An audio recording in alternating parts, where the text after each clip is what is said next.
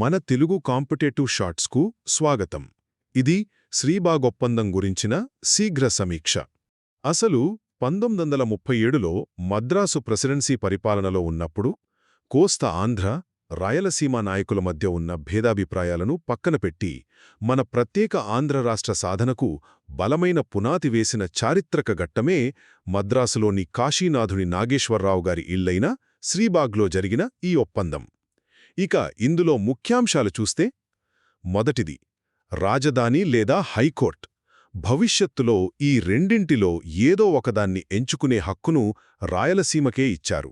మీరు గమనిస్తే దీని ఫలితంగానే 1953లో కర్నూలు రాజధానిగా, అలాగే గుంటూరులో హైకోర్టు ఏర్పాటయ్యాయి.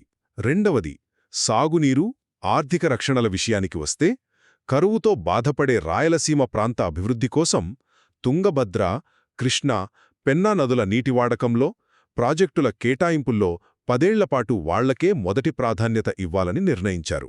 చివరగా విద్యావకాశాల కోసం అనంతపురంలో ఆంధ్రా యూనివర్సిటీ విద్యాకేంద్రాన్ని ఏర్పాటు చేయాలని, దానికి తోడు చట్టసభల్లో, మంత్రివర్గంలో కూడా రాయలసీమకు వాళ్ల జనాభా ప్రాతిపదికన తగిన రాజకీయ స్థానాలు ఖచ్చితంగా కల్పించాలని తీర్మానించారు.